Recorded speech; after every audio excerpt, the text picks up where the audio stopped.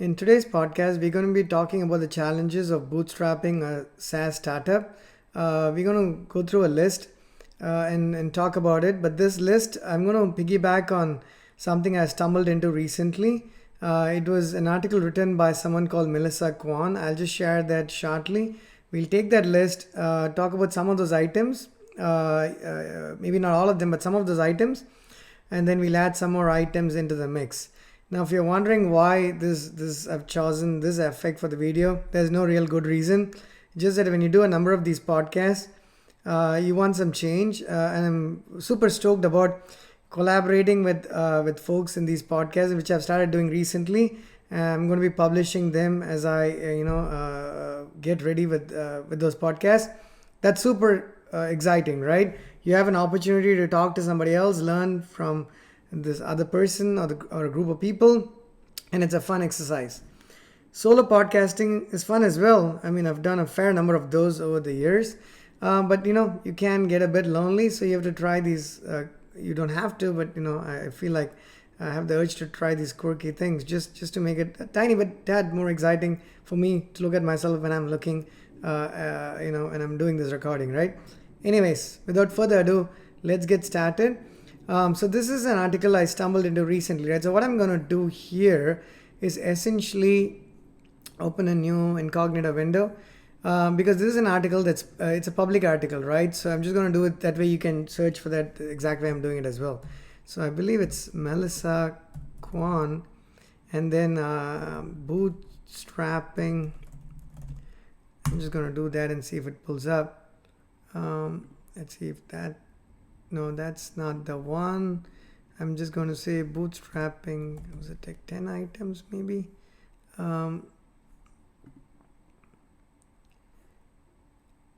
This is actually a different one. I haven't seen this one. That looks quite exciting. I mean, as well, right?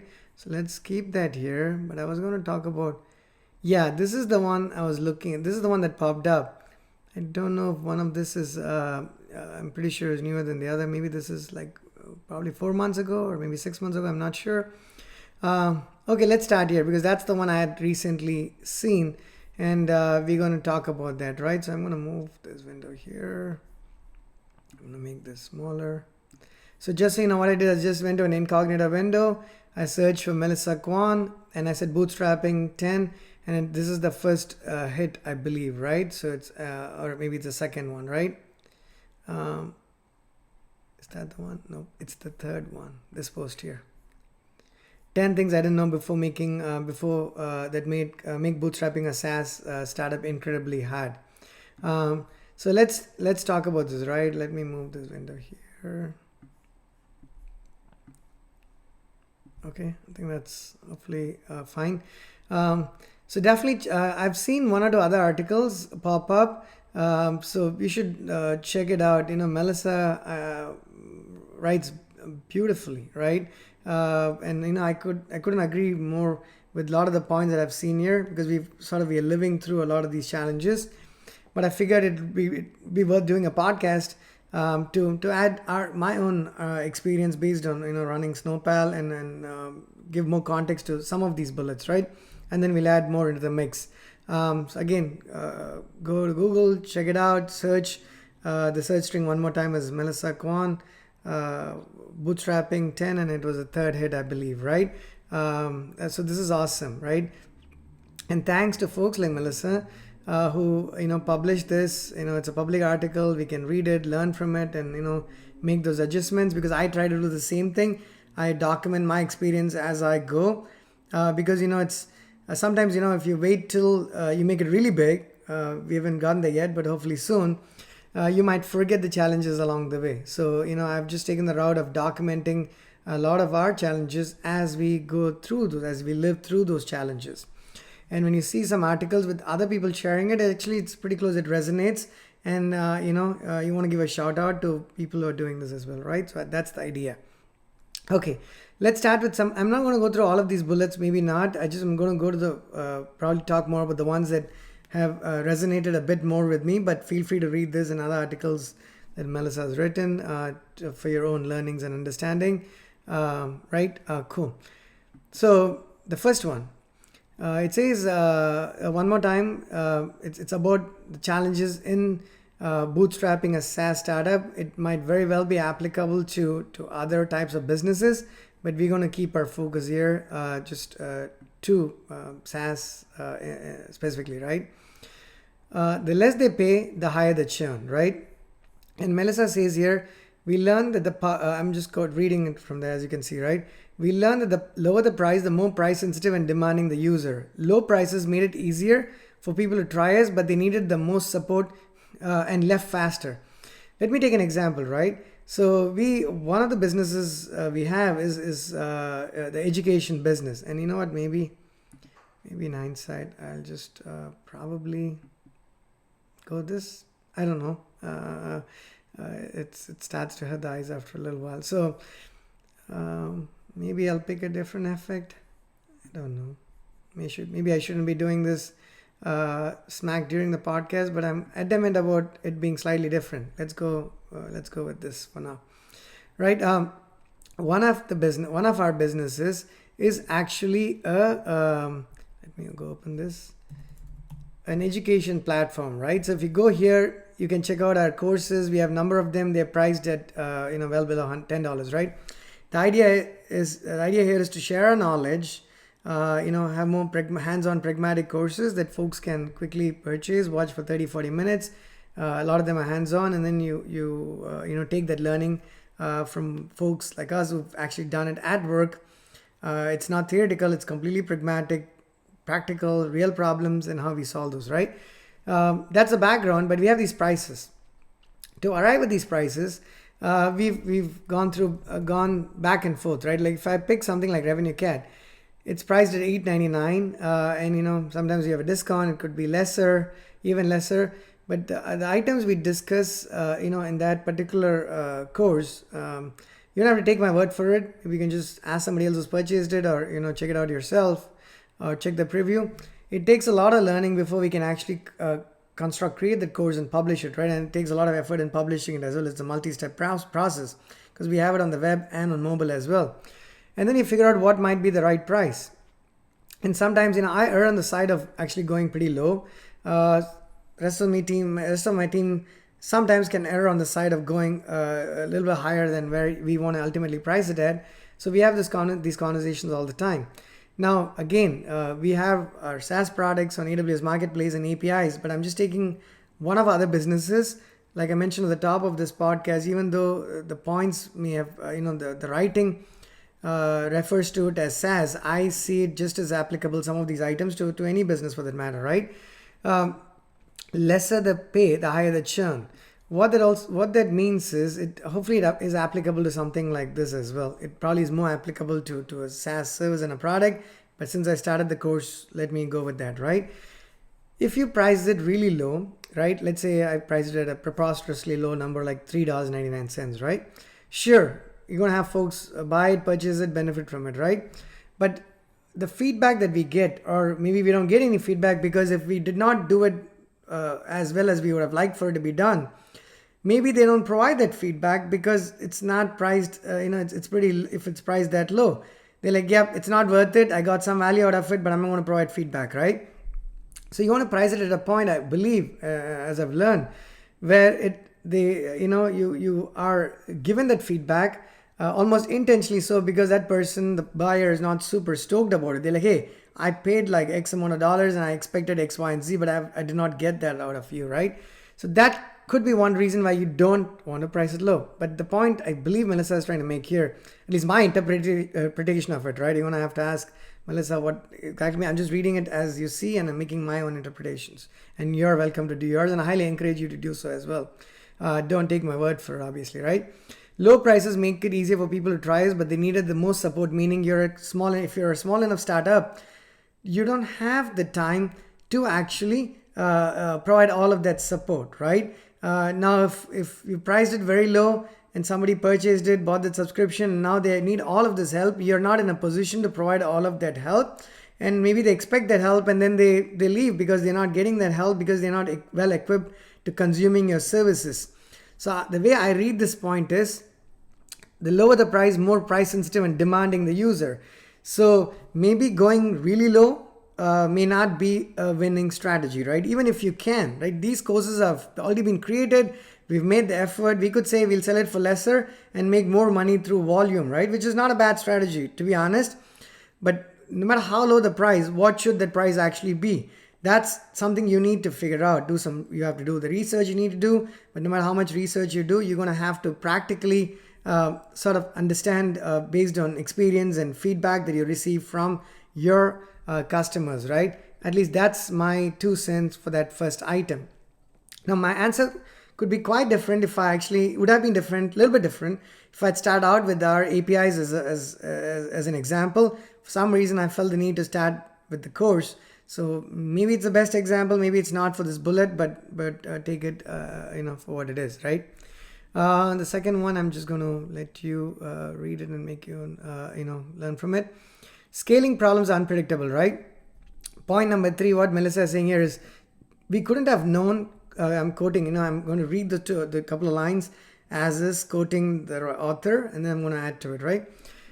We couldn't have known that 1,000 attendees joining a webinar would crash the system, or the chat would lag when 2,000 attendees send messages at the same time. We only knew where to improve as problems surfaced, right? Now, let's take, I'm going to go to our one of our other products, which is, our web application, right? Now you can check this out, sign up, manage your projects, and do whatever you need to be able to do, right?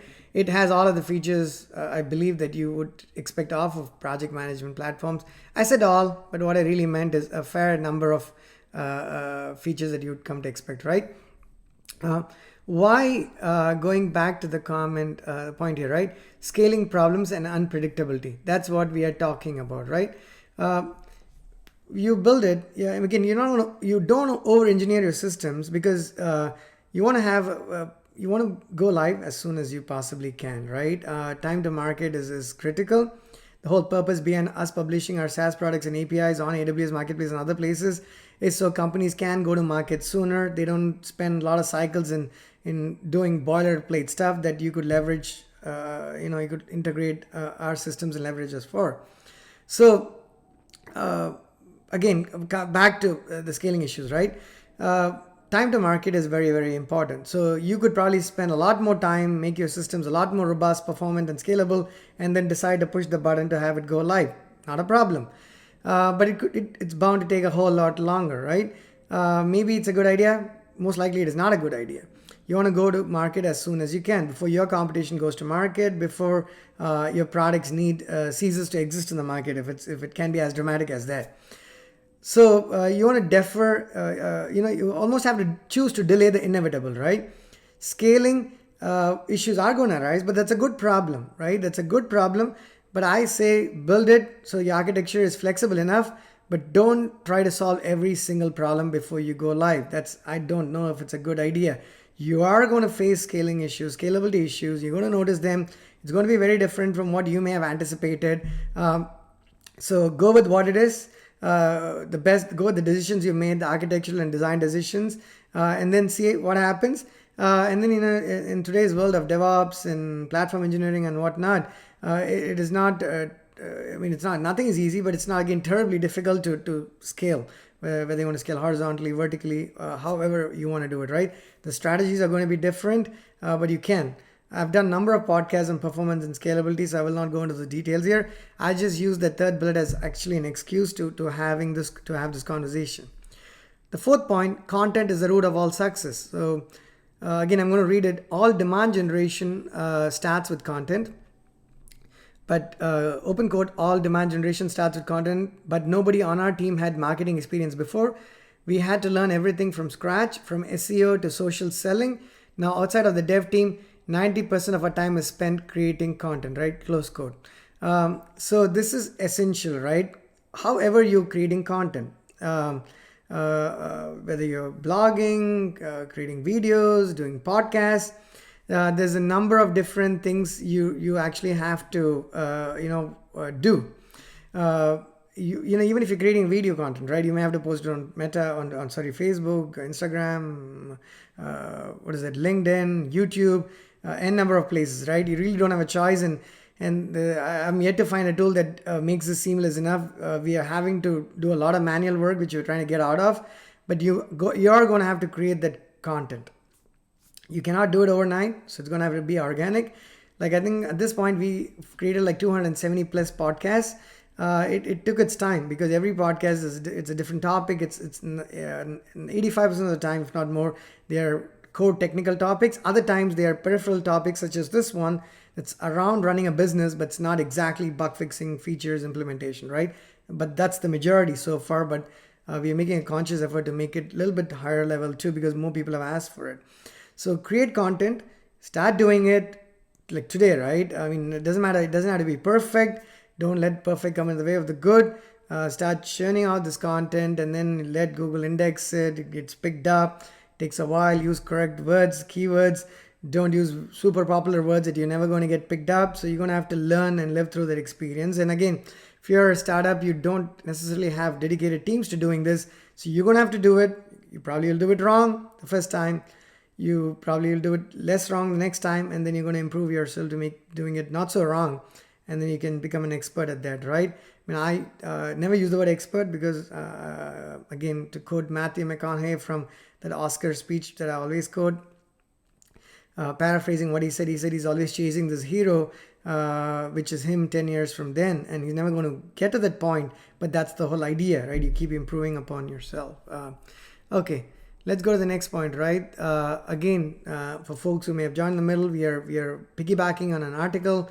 It's a public article written by Melissa Kwan. I highly recommend you read it. I'm just adding my 2 cents and my thoughts in using some of these points as sort of guides, right? Now, I could have done this without, a lot of these experiences I've shared along the way. But sometimes, it's nice to see somebody else have this experience, and you want to add to that essentially, right? So definitely a shout out to Melissa for taking the time to creating this wonderful article. Yeah. Number 5, most marketing doesn't move the needle.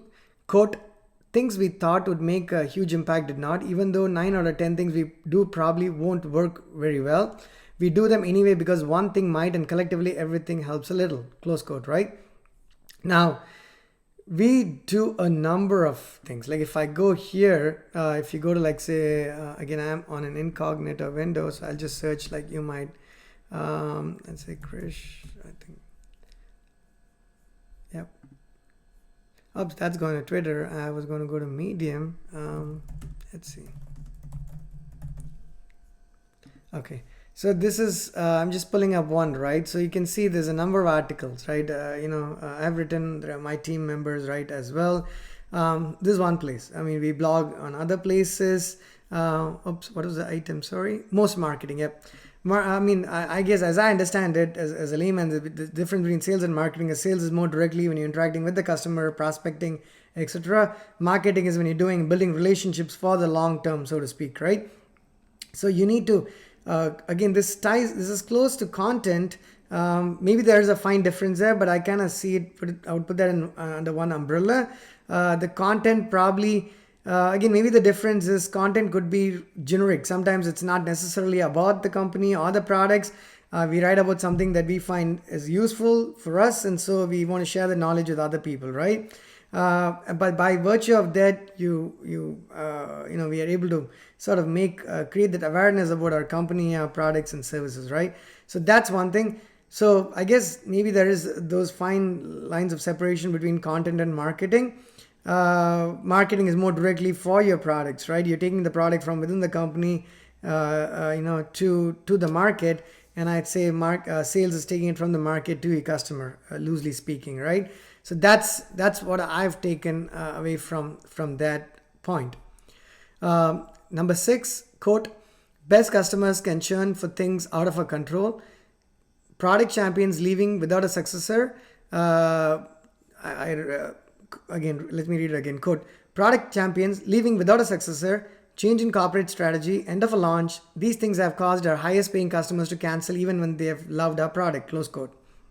So I guess the gist of it is there can be situations where you have fantastic products like we hope we do and we believe we do, like on AWS Marketplace, a number of APIs and SaaS products and professional services. People can consume it, find value in it. We hope there's no churn, but that's not the reality, right? You're going to have to account for some percentage of churn. I guess the point there is that churn could happen for things outside your control. So I guess you have to be cognizant of that. So it's a point. I don't know. Maybe there's different learnings you can take away from there, but to me, it's like I read it as a comment and say, "Yep, that makes sense." We just have to be aware of it and then move on, right? Next one says problem solving never stops. Again, I'm going to read quote. I once thought if we only had $40,000 MRR, we would be able to afford everyone we need. As the business grew, new problems arose which required new expertise. I'm going to close quote here, and you can read the rest of it, right? So here's the gist of it. It's rarely going to be the case where you have the money, the resources, and everything that you need, right? Like I was mentioning to somebody else earlier today in a different podcast, if we had infinite amount of money, an infinite number of resources, an infinite amount of time, we can all probably be Sam Altmans, right? Maybe not, but we can aspire to be, right? But maybe we should aspire to be regardless. That's a different question altogether. There's a number of people that inspire each of us on a daily basis, even folks who are not in the industry that we might be in, right? So I think it's actually important to recognize that you're possibly never going to have everything you need ever, even as a large successful company, right? Everyone has a budget, a time frame, a limit, a boundary. So make the most out of that at every given point of time. If you know how to use the $100 the best way, you hopefully know how to use $1,000 a good way as well, right? Sure, there's scale, so you're gonna have to learn. It's different from cooking for one person versus cooking for 100 people, right? So I'm not saying there's no challenges there, but if you know how to manage one, maybe you're on a good footing to at least learn to manage the other, right? So if you go from 100 to 1,000 to 10,000 to a million to a 10 million to a billion, you still have control over proceedings, have some sense of what that money means, what your priorities are, what can be done, what cannot be done, what should be done, should not be done, maybe what should be put in the back burner for now or never be done, because that's not the business of the problem you're trying to solve. So if you're just waiting for that large amount of money and time and the brilliance of the brilliant resources, we all hope we get everything we ask for, but again, that's simply not how life works, right? So make the best of what you have and put it to the best possible use, right? Okay. Next one, ICPs can love, quote, ICPs can love, open quote, ICPs can love your solution but not feel the pain. This was the biggest shock and disappointment of all. Ideal customers we designed our product for can understand the problem we are solving, love how we are solving it, but still not feel the pain enough to sign up, right? That is Melissa Kwan's point number 8 as far as bootstrapping challenges are concerned. Now, close quote, sorry, after sign up. How am I interpreting this, right? ICP is an ideal customer profile. I did not know what that acronym was 3 months before. We are like 3 months into our sales process, really early into our B2B sales process, but we've learned a fair bit along the way. So I'm going to use these terms as though I've used them for years, but I know that's not the truth, and I don't want you to think that that's the truth either, right? I believe in being honest in every aspect of what I do. So ideal customer profiles can love the product, but maybe not feel the pain. That's a real challenge, right? When we get on the call, talk to prospects, we explain our value proposition, but I'm not convinced that I've been able to make that impression that we wanted to make in the 30 minutes time window that we have. First of all, you have a 300 word limit sometimes when you're reaching out on a lot of these platforms. So you have to keep it short and sweet. People don't spend more than 8 to 10 seconds reading an email, as I understand. So if it's too long, like my first version it was like 6 paragraphs, said everything about what we did. It was super comprehensive, except that I doubt anybody read it, right? After 10 iterations, we now have a 3-line crisp enough today. Maybe we'll optimize it tomorrow again, one more time, tomorrow or in time to come, right? But you at least learn from those mistakes, right? So the point here essentially is, again, ICPs, from what Melissa says, I think my interpretation of what I believe is being said here is even if your ideal customer profile, your potential customers understand the problem and think it adds value, that may not be good enough to make those decisions, is how I interpret that as, right? At least that's how I'm extending that as. So it's up to you how you do it, depending on your product, who you're selling to, where they're situated, the geographical, locations play a role, cultures, linguistic, languages, a lot of the other things play a role, right? Till we are humans selling to humans, a lot of this plays a role. Maybe come March 2024, AIs are going to sell to AIs, and maybe I'm going to be doing those podcasts with with more people who have a lot more knowledge and awareness about AI as we get our feet wet within the company and venture into those areas and build those APIs, leveraging generative AI and whatnot.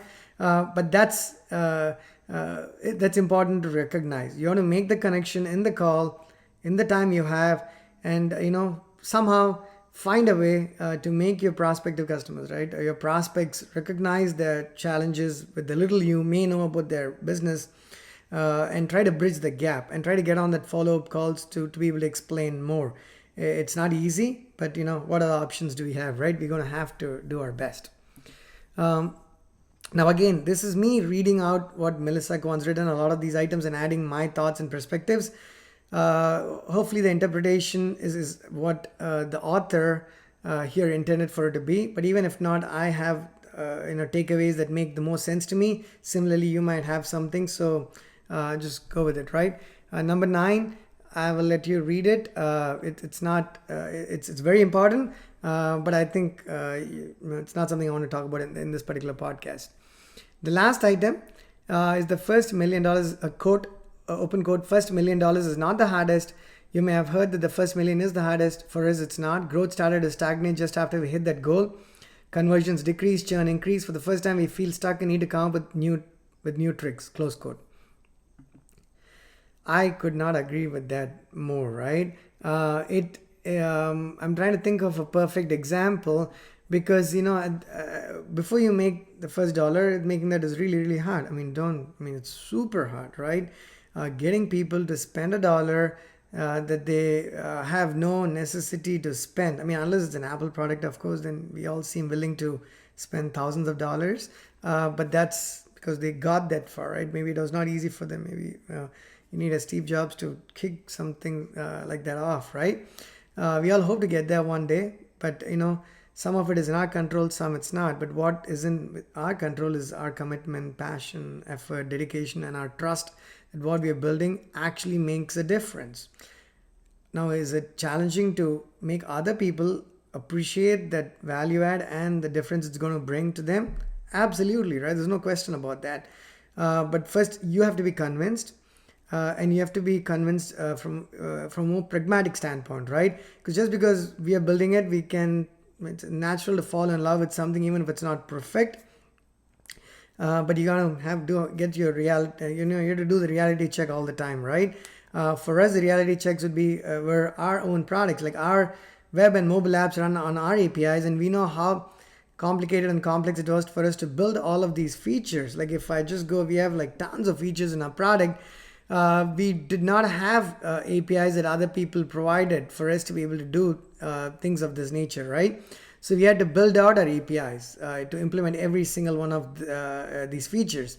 If we had those APIs readily available, then it would have made our lives much easier. We could have gotten to doing what we really wanted to do much sooner. So that's our value proposition, right? So if you're a small or a mid-sized business, or you should definitely reach out to us. Look me up on LinkedIn, my team on LinkedIn, and we'll be more than happy to answer questions, right?